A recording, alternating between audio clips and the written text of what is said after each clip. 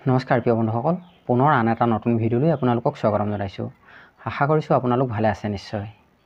বন্ধুসকল, আজি আমি বিবাহিত মহিলাসকলে পালন কৰিবলগীয়া অতি প্ৰয়োজনীয় কেইটামান অভ্যাসৰ বিষয়ে আলোচনা কৰিম।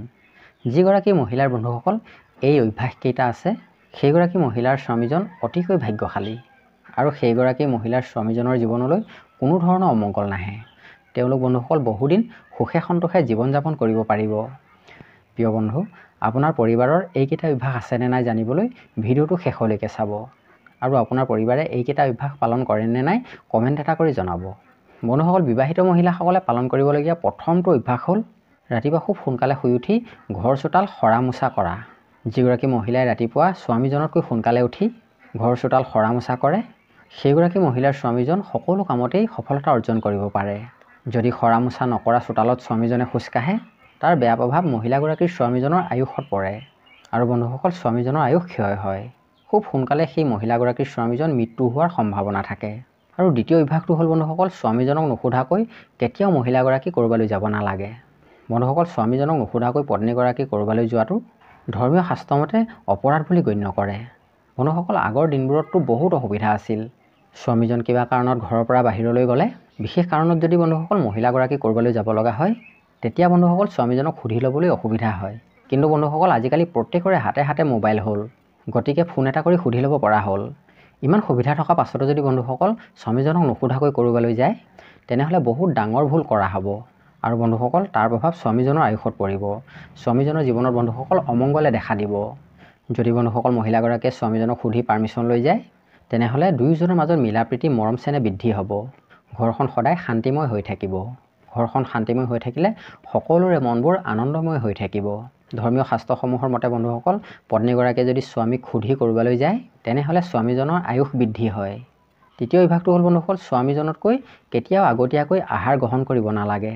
স্বামীজনক নিদিয়াকৈ আগতীয়াকৈ আহাৰ গ্ৰহণ কৰাটো বহুত ডাঙৰ অপৰাধ।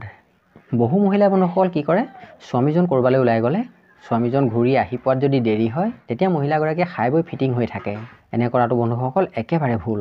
হিন্দু দৰ্শনৰ মতে বন্ধুসকল পত্নীগৰাকীৰ ভগৱান হ'ল তেওঁৰ স্বামীজন। সেয়ে স্বামীজনক ভক্তি কৰিলেই ভগৱানক ভক্তি কৰা হয়। গতিকে স্বামীজনক প্ৰথমে খাবলৈ দি পাছত নিজেই খাব লাগে। যিসকল মহিলাই স্বামীজনক খুৱাই বুৱাই পাছত নিজেই আহাৰ গ্ৰহণ কৰে, সেইসকল মহিলা বন্ধুসকল ধৰ্মীয় শাস্ত্ৰই সতী মহিলা বুলি গণ্য কৰে। পত্নীগৰাকী যদি সতী হয় বন্ধুসকল স্বামীজনৰ একো অমংগল নহয়।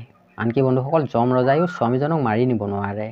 সেয়ে বন্ধুসকল সতী বেউলা কাহিনীত সতী বেউলা সতী হোৱাৰ কাৰণে বেউলা সতীৰ স্বামীজন মৃত্যু হোৱাৰ পাছতো বেউলা সতীয়ে স্বামীজনক জীয়াই তুলিব পাৰিছিল। আৰু সাবিত্ৰী সত্যবানৰ কাহিনীত সতী সাবিত্ৰীৰ হাতৰ পৰা যম ৰজাই সত্যবানৰ জীৱটো নিব নোৱাৰিছিল। গতিকে বন্ধুসকল স্বামীজনতকৈ আগত কেতিয়াও মহিলাগৰাকীয়ে আহাৰ গ্ৰহণ কৰিব নালাগে। চতুৰ্থতে বন্ধুসকল স্বামীজনে আহাৰ গ্ৰহণ কৰা পাত্ৰটোত বেলেগক আহাৰ খাবলৈ দিব নালাগে। স্বামীজনে আহাৰ খোৱা বাচনটোত যদি আন বেলেগক আহাৰ খাবলৈ দিয়ে, তেনেহ'লে বন্ধুসকল সেই মহিলাগৰাকীৰ স্বামীজনৰ আয়ুস ক্ষয় হয়।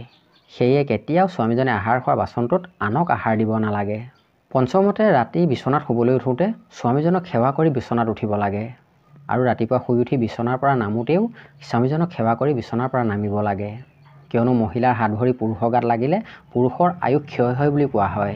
যিহেতু বন্ধুসকল একেখন বিচনাতে পতি আৰু পত্নী দুয়োগৰাকী শুব লাগে, সেয়ে তেওঁলোকৰ হাত ভৰি লাগিবই আৰু হাত ভৰি লাগিলে যি অপৰাধ হয়, সেই অপৰাধৰ পৰা বাচি থাকিবলৈ বিচনাত শুবলৈ উঠোঁতে স্বামীজনৰ চৰণ চুই সেৱা কৰি বিচনাত উঠিব লাগে।